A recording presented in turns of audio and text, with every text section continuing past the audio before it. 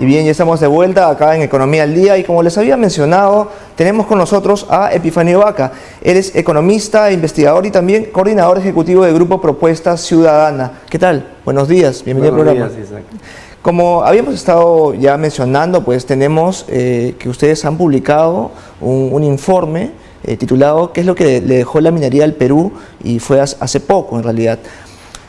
¿Cuáles son los resultados de este informe, que me parece que es hasta 2014, de 2010 a 2014? Sí, efectivamente, el documento que acabamos de publicar es un balance de 10 años del llamado superciclo de las materias primas, y lo que intentamos hacer es un recuento de qué de positivo y cuáles son los problemas y desafíos que nos deja este proceso, para, haciendo un poco de prospectiva, ver a futuro qué ajustes habría que hacer. Entonces, en ese sentido, un primer elemento que salta a la vista es que este ciclo, que vinieron con precios altos, muchas inversiones extranjeras en el sector extractivo, especialmente minero, fueron la base del crecimiento económico de más de 10 años de nuestro país, con todo lo que ha permitido ello en términos de empleo, reducción de pobreza y de ingresos fiscales relativamente abundantes. Sin embargo, junto con ello también hay otros aspectos que nosotros consideramos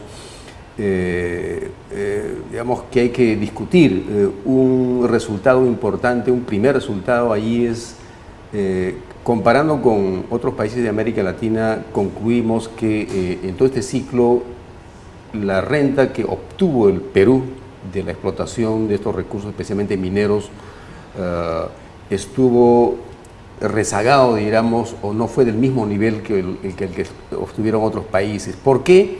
Porque un marco tributario diseñado en los 90, inicios de los 90, permanece prácticamente inalterado durante 20 años.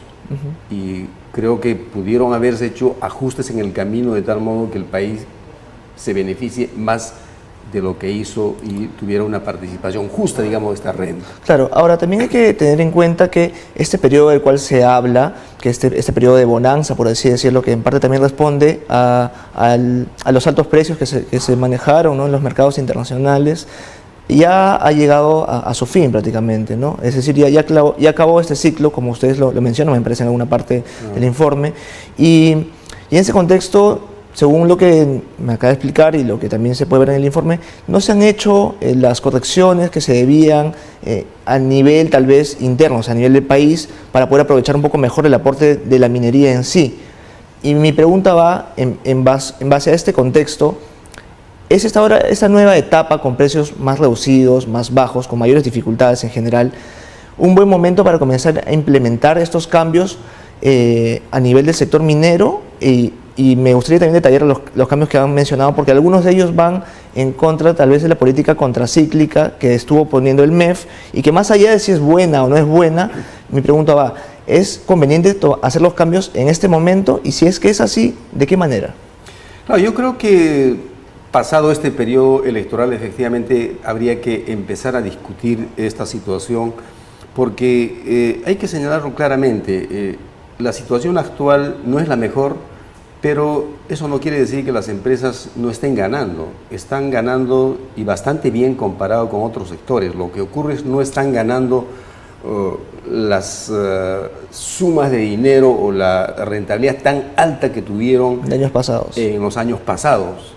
Y en ese sentido yo considero que las políticas que se tomaron para reactivar el crecimiento económico, reduciendo, por ejemplo, el impuesto a la renta, creo que no han sido acertadas, en el sentido de que no se ven los resultados de esta política. Se supone que bajando impuestos debería haber más inversiones, y las inversiones siguen en caída.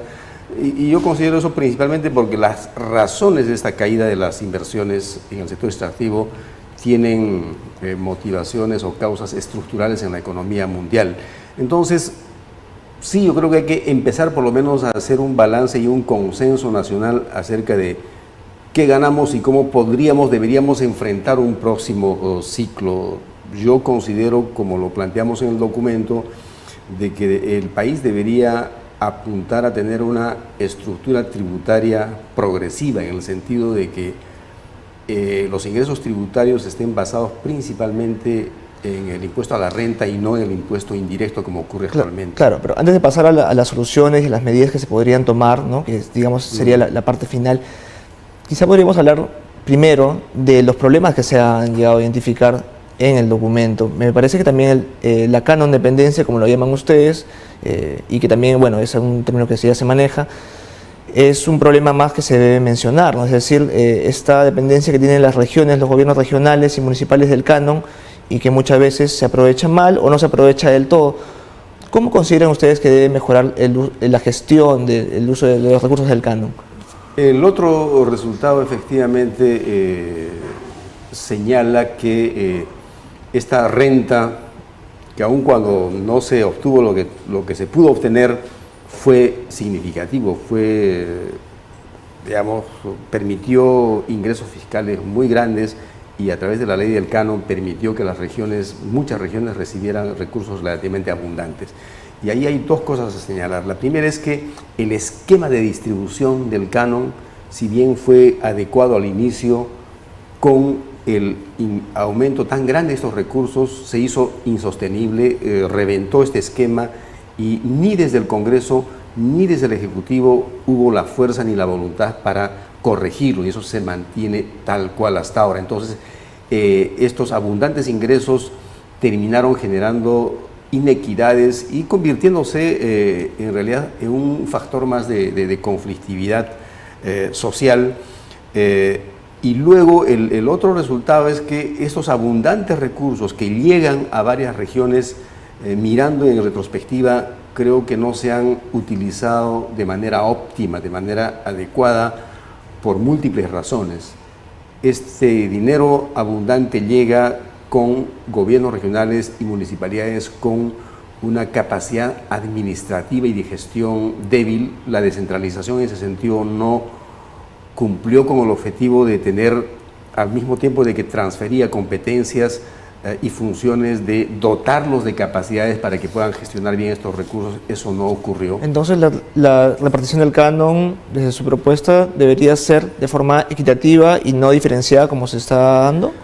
Yo creo que la distribución del canon ya no habría que verlo solamente como el canon. Nuestra propuesta es que, ya que los recursos del canon se han reducido prácticamente a la quinta o cuarta parte de lo que había en los años de más altos precios, debería abordarse agarrarse el esquema de transferencias intergubernamentales en su conjunto, del cual el canon es uno de ellos. Están los recursos ordinarios y otras fuentes. Entonces, deberíamos apuntar a tener un esquema de distribución de los recursos presupuestales más transparente, más equitativo y más predecible. Esa es la lección que hay que sacar de estos 10 años, lo que permitiría que gobiernos regionales y municipalidades tengan, mirando un horizonte de 5 años, certitud de cuánto dinero van a contar para hacer inversiones, cosa que en los años pasados o había mucha plata y ahora tiene mucho menos de lo que esperan. Claro, lo que quería era poder explicar un poco para que la gente que nos ve también pueda comprenderlo un poco mejor. Ajá. La estructura de la repartición o de la división del canon que se debería dar, según lo que ustedes mencionan, debe seguir siendo en la actualidad, digamos, según la cantidad de proyectos que maneja una región, de acuerdo a lo que aporta, lo que generan esos proyectos, o debería ser de una forma, digamos, más equitativa para todos. ¿Cómo debería ser más equitativo? Habría que ya terminar con ese esquema que lleva el canon solamente a las regiones productoras. Eso creo que es un esquema que no ha funcionado y no va a funcionar a futuro. Ciertamente a las regiones productoras hay que darles un poco más de recursos, pero no en las magnitudes que han recibido ahora. Entonces yo apuntaría a un esquema de distribución más equitativo a lo largo de todo del país y nuevamente desde el nivel nacional y en coordinación con los gobiernos nacionales diseñar objetivos estratégicos. ¿A qué me refiero? Algo que no hicimos nosotros con los recursos de las extractivas en este periodo es tener fondos, por ejemplo, para financiar inversión en ciencia y tecnología, en innovación tecnológica. Claro, eso me parece fundamental y eso no lo van a hacer cada gobierno regional, tiene que ser nacional. Pero antes de pasar al tema de la innovación, que también es un aspecto bastante atractivo e importante, me gustaría definir bien el factor del canon, la distribución del canon. Si es que debería ser más equitativo, y también mencionó que debería darse cierta prioridad a los mismos, a las mismas regiones, ¿no?, que tienen proyectos pues, que generan cierto aporte. ¿Cómo debería ser esta división? Es decir, 50% digamos, respecto a lo que producen los proyectos en determinada región, o cómo es que se debería dar esta división, para hacerlo un poco más específico, ¿no? Múltiples caminos, ¿no? Pero digamos, uno que ha estado que hemos planteado ha sido a las regiones productoras. Creo que ya no debería ir este 50% que va actualmente, ese porcentaje debería disminuir, y tampoco debería el distrito y la provincia productora recibir como ahora, en 3 momentos, tienen el 10%, primero participan del 20% de la provincia y también participan del 40% del departamento, me refiero a las municipalidades. Eso tiene que cambiar, bajar el porcentaje y ese dinero que queda, constituir fondos, me parece. Ese es fondos de inversión como el que he señalado. Y de hecho, esos recursos del canon, eso no hay que perder de vista, tienen que ser una fuente más, tomando el conjunto y las demás fuentes, porque repito, los recursos del canon en los años del auge eran pues, 20% del presupuesto total, ahora es menos del 10%, o sea, ya es una fuente poco significativa. Entonces es un error focalizar mucho la mirada solamente en el canon, hay que ver el canon y las otras fuentes más. Claro, y desde una visión de país suena bastante atractivo en realidad el hecho de poder manejarlo de esa forma. Sin embargo, muchas personas que nos pueden estar viviendo y que viven en zonas o en regiones con bastantes proyectos mineros, que tal vez han notado algún progreso, ¿no?, se pueden estar preguntando por qué yo debería aceptar, digamos, que se dé una propuesta de ese tipo, si es que me va a afectar a mí, más aún en el futuro, cuando voy a tener un escenario con los proyectos mineros que va a estar venido a menos hasta cierto punto, y en pocas palabras deben pensar, pues no me conviene. ¿Cómo se les puede explicar a ellos, en todo caso, que esta estructura podría ser una mejor opción que la que se ha estado manejando? Sí, yo creo que para ello haría falta efectivamente hacer un balance y explicar a las autoridades, a los líderes, a las regiones, los beneficios de este nuevo esquema. Es claro que el esquema existente no ha permitido que los recursos del canon den impactos. En muchos casos hay experiencias como las de Ancash, como las de Cajamarca, que nos muestran que esta transferencia abundante de recursos con gestiones no bien preparadas lleva, y en ausencia de mecanismos de control, han llevado a corrupción, mal uso de recursos. Entonces, ese dinero en realidad no ha producido el impacto que debería. Eso tiene que entender la gente. Y tal vez mostrar después los casos sí positivos que tenemos en el país. Moquegua es uno de ellos, Arequipa es el otro, en donde con autoridades, con un mejor liderazgo y una sociedad civil más activa, han tenido la capacidad para acordar, asignar estos recursos de otra manera y con resultados mucho mejores. Entonces, yo creo que también tenemos que aprender de las otras experiencias. Ancash, de hecho, tiene que aprender de su experiencia, de su mala experiencia, y ver las experiencias positivas como las de Arequipa y Moquegua. Desde ese punto de vista, el factor humano, es decir, la calidad del personal a nivel tanto técnico como administrativo en general dentro de las mismas municipios o los mismos gobiernos regionales, parecería que es un elemento fundamental. Pero teniendo en cuenta esto, entonces, el MEF hace un año, me parece, anunció que iba a fortalecer un poco más esa asistencia técnica que brindan los gobiernos regionales. Sin embargo, cuando se les consulta al sector privado, se consulta a las regiones, algunos dicen que sí ha habido una mejora, otros digamos que pasan la respuesta por agua tibia. Desde su punto de vista, este paso que al parecer ha decidido el MEF, ¿ha dado frutos o tiene futuro, ¿O se necesita una reforma, digamos, un poco más grande cuando se habla de la resistencia técnica a las regiones? Sí, yo creo que se necesitan reformas más fuertes y con mayor impulso. Porque lo que se ha hecho hasta ahora es básicamente la implementación de Servir, que es este servicio de introducir cuadros técnicos mejor capacitados, pero tiene un carácter voluntario, en el sentido que una autoridad regional o municipalidad puede como no tomarla.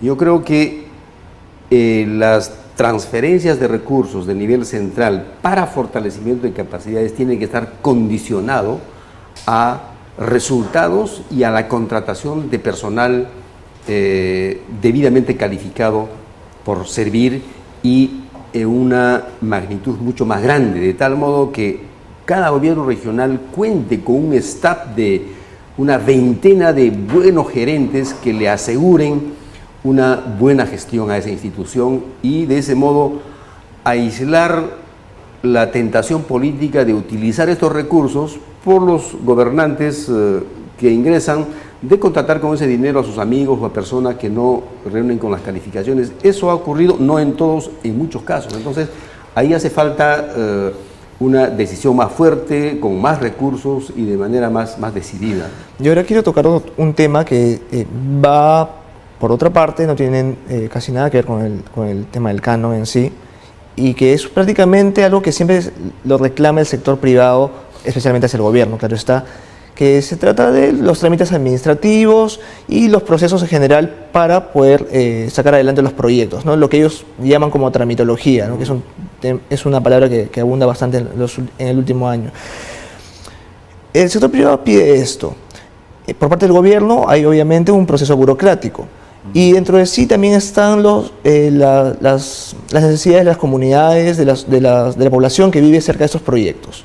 ¿Existe alguna manera, desde su punto de vista, para poder, digamos, encontrar un camino medio en el futuro, en los próximos años, o sea, hablo de un reto para el próximo gobierno, de poder reducir o agilizar un poco los procesos de inversión en general, ¿no?, de los proyectos mineros, sin que esto genere conflictos sociales, o al menos no en la magnitud como se ve actualmente?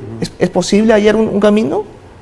Yo creo que sí, pero para empezar, este concepto de que la tramitología es el principal factor que está atrasando, que está obstaculizando la inversión privada, hay que detallarlo. Yo creo que hay un factor burocrático que efectivamente hay que mejorar, o sea, hay un conjunto de trámites que son innecesariamente prolongados, que hay que reducir. Eso apunta en la modernización del Estado. Si tienes un Estado más eficaz, más moderno, eso va a caminar. Pero dentro de ese concepto creo que es un error incluir, como se hace ahora, temas como la consulta previa o temas como la evaluación y aprobación de los estudios de impacto ambiental. El mundo de las empresas es un mundo bien heterogéneo. Hay empresas mineras, me refiero, que consideran, por ejemplo, que la consulta previa sí debería aplicarse de manera adecuada, porque algo que en el mundo ya se ha aprendido, y acá tenemos que hacerlo también, es que los proyectos mineros extractivos en general, que son proyectos de largo aliento, 20, 30 años, no son viables si es que no hay un consenso social, esa licencia social. Claro, porque ayuda, asumo, también a mitigar hasta cierto punto un futuro conflicto con las comunidades o con la población que vive, digamos, en los alrededores, ¿no? Que puede Exactamente. Entonces, el Estado y la empresa tienen que seguir aprendiendo para ver cómo se gestan nuevos proyectos, pero en acuerdo con las comunidades, y para eso hay múltiples propuestas. Una última que está siendo lanzada cada vez más es esto de que el propietario de la superficie también sea del subsuelo. Y por ejemplo, tras estos problemas que hubo en Tía María, y hubo una iniciativa por parte del sector minero para establecer las mesas de diálogo, tal vez no fue una medida que se dio como debió darse, tal vez con anticipación, ¿no? Se dio un poco tarde, pero ellos reclamaban prácticamente que haya un acompañamiento del mismo gobierno.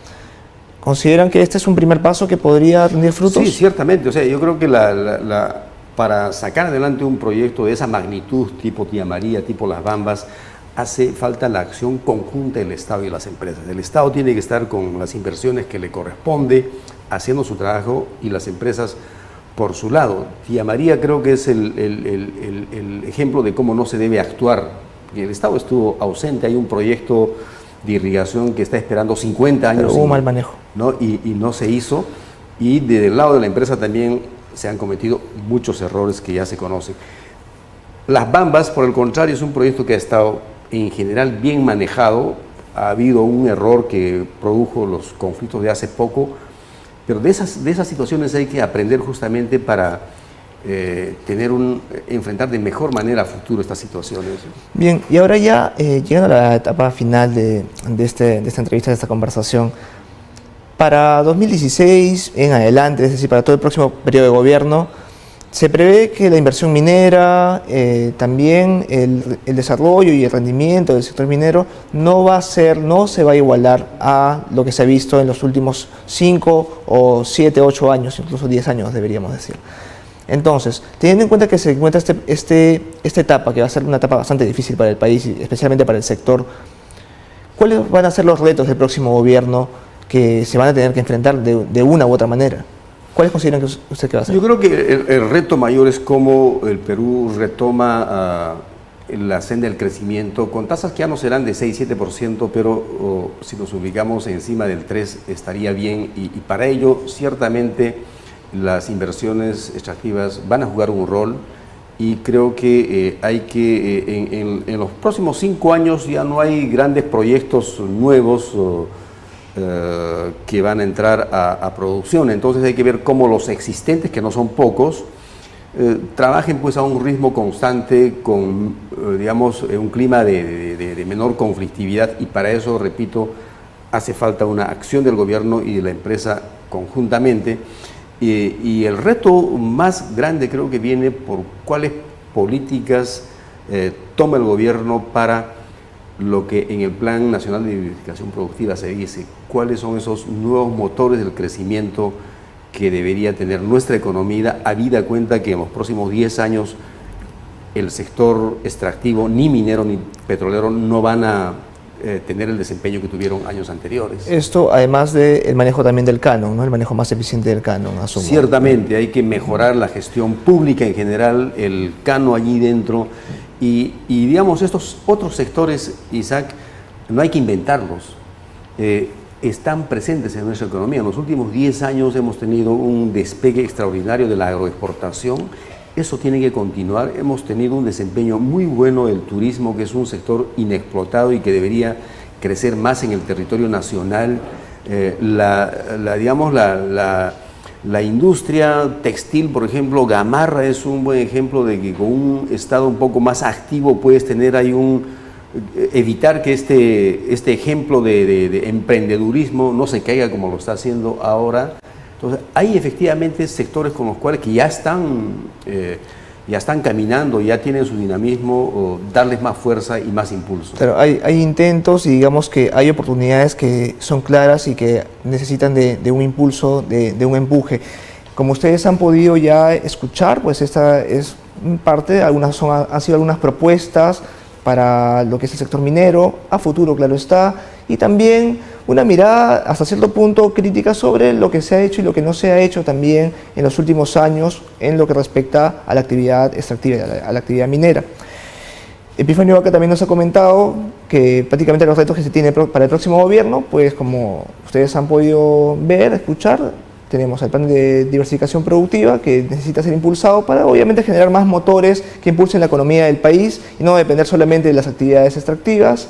Además también de poder mejorar el uso del canon, ¿no? Que como muchos de ustedes comprenderán es necesario y fundamental para poder sacar adelante a muchas regiones que tienen necesidades de inversión en educación e infraestructura, entre muchas otras cosas.